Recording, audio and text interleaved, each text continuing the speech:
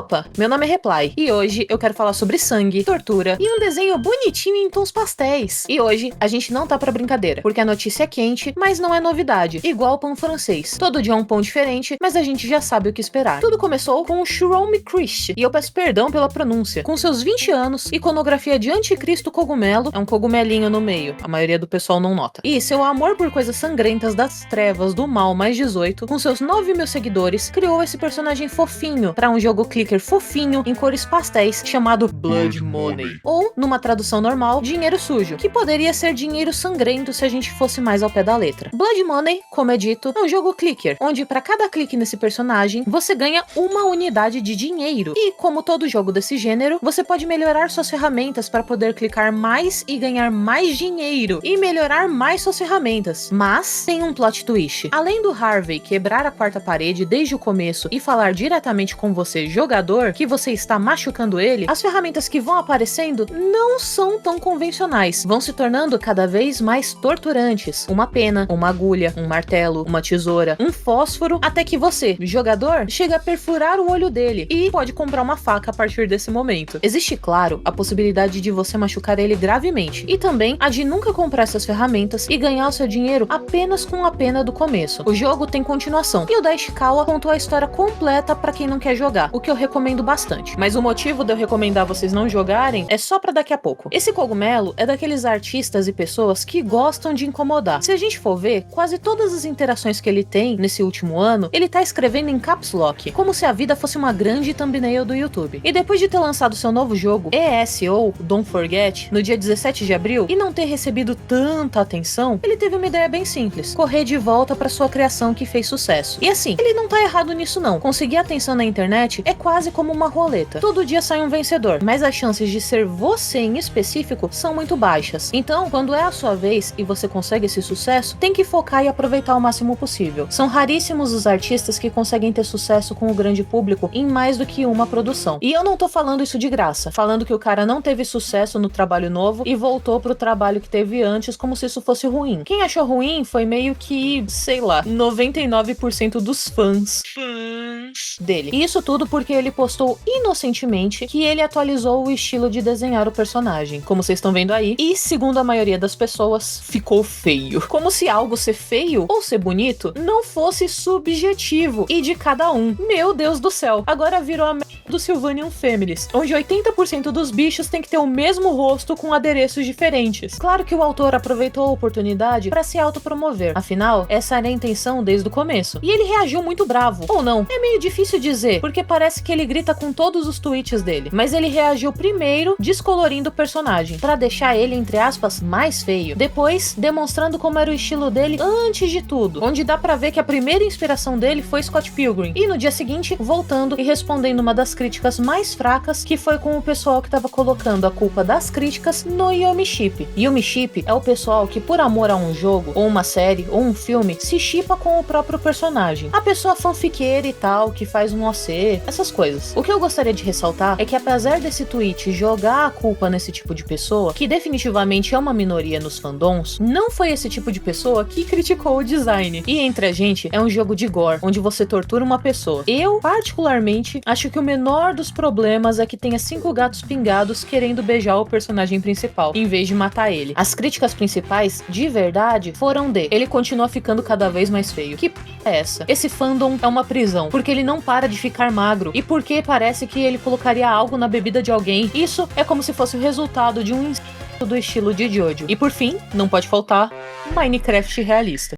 E esse vídeo tá sendo patrocinado por mim, na verdade, por vocês, maravilhosas pessoas que decidiram se tornar membros do canal. Agora, a partir de R$2 por mês, você pode me ajudar a fazer vídeos extremamente nichados que ninguém pediu. E com R$5 por mês, você passa a concorrer a produtos do canal e receber conteúdo adiantado e secreto, tanto pela aba da comunidade, quanto por um chat exclusivo comigo no Discord. Ah, e se você quiser contribuir um pouquinho mais, existem 2 tiers especiais que, quando eu fizer produções fora da internet, tipo um livro, um quadrinho, um jogo, você vai receber seu nome nome nos créditos. E, se você quiser contribuir muito, causando um glitch no sistema, o seu nome vai ser citado ou escrito no final de todos os vídeos que saírem enquanto você estiver nesse tier. E se eu quiser doar um valor mais alto, reply? Ou se eu quiser apoiar uma única vez, aí você me passa um pix. Mas por fim, eu acho importante reforçar que o maior apoio que você me dá é estar aqui toda sexta, vendo a próxima coisa que eu vou criar. E deixando uma palavra gentil nos comentários também, que eu adoro ler. E é isso, agradeço muito por me ouvir e me apoiar. E bora continuar pro vídeo.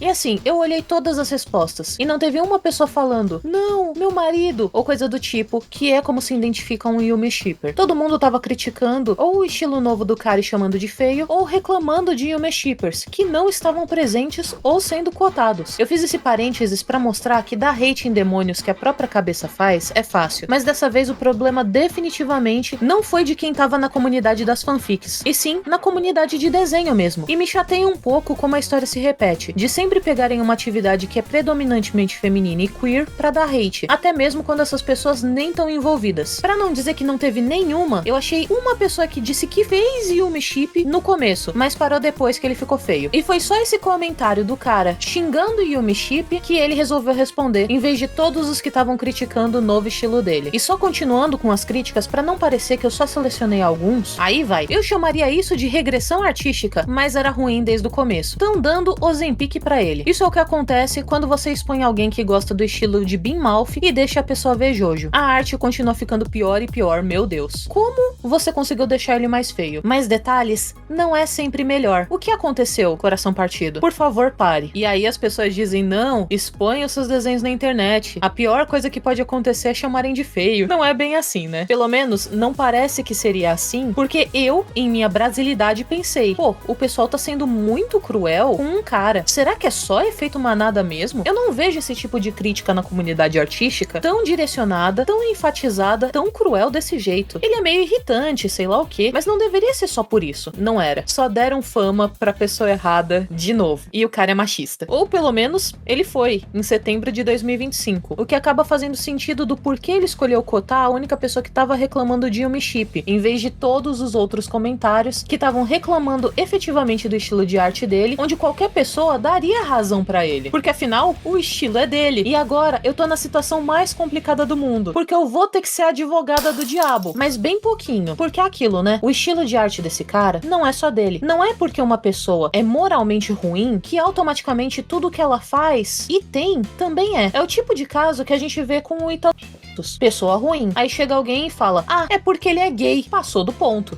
Pessoa ruim. Não respeitar os pronomes do pra xingar ele. Antes dele ficar trocando de pronome igual ping-pong e confundir todo mundo, passou do ponto. Só deixando claro, no comecinho da treta, não depois que ele fez essa patifaria. Então, agora, pessoa ruim, dizer que ele fez isso porque ele é gordo, passou do ponto. Isso porque quando você ataca uma pessoa sem caráter com algo que não envolve o caráter da pessoa, isso respinga em gente que não tem relação com a história. Um monte de gente que é gay, que tem pronomes diferentes ou que são gordos, tomaram de graça nessas histórias e tiveram que ler ofensas sobre seus modos de serem, porque tinha gente, entre aspas, bem intencionada, tentando atingir alguém de caráter duvidoso. Quando é pra tecer uma crítica, teça a crítica às coisas que são criticáveis. Pelo menos eu, quando quero tecer uma crítica, eu tento fazer ela com as coisas que eu quero criticar, e não com aspectos externos pra ofender. Esse cara aí, sim, teve atitudes machistas, coisa ruim, merece cair no esquecimento. Porém, dizer que a arte do cara é feia, sendo que o jogo dele é de terror, e a intenção dele é claramente incomodar, passou do ponto, porque não atinge só ele, mas todo mundo que faz desenhos parecidos, que nem no caso da criadora do Jelly Art Style, que não gostavam dela, mas acabaram criticando todo mundo que fazia um desenho um pouco semelhante. E se o objetivo do cara é causar desconforto, o que claramente é, não dá pra negar que ele foi muito bem sucedido. Teve uma pessoa que notou como o estilo progrediu de acordo com a intenção do cara, e a resposta dele foi, ó, por favor, eu entendo o que você diz, mas você acha que eu me importo com o que as pessoas falam? É, evidentemente não se importa não. Tá aqui na tela como ele não se importa. Bem, quem não conhece a história, tá fadado a repeti-la. Toda essa história é exatamente o que aconteceu com o caso do Homem Invisível do Hotel Transilvânia. Só que dessa vez, em vez de não entenderem que o sentido do personagem não está no padrão de beleza, era a comédia do absurdo por causa das teorias que faziam naquela época, agora o sentido é se adequar mais a um jogo de terror, porque todo mundo já sabe do plot twist do jogo Blood Money. Então, não tem mais a necessidade de ter uma aparência fofinha pra chocar, com uma virada de chave de acontecimentos. Pra mim, o criador me parece muito um adolescente revoltado revoltado, querendo ser muito descolado e disruptivo, atirando pra todos os lados. Mas isso não é motivo pra criticar todo um estilo de desenho que ele fez e que outras pessoas fazem só porque eu não gosto de como ele se porta como uma pessoa pública. Os tweets sobre machismo que apareceram foram deletados da conta original. Ele trocou de arroba depois disso e não houve nenhum pronunciamento de desculpas até onde eu consegui pesquisar. E depois disso, ele passou a escrever tudo em caps lock. Antes, ele escrevia normalmente. O que fica de lição dessa história é da gente ter mais cuidado pra quem a gente dá fama, que não é legal usar as características longe do caráter de uma pessoa sem caráter se o que você quer criticar é a falta de caráter dela. E eu acho que principalmente que se você não sabe qual é a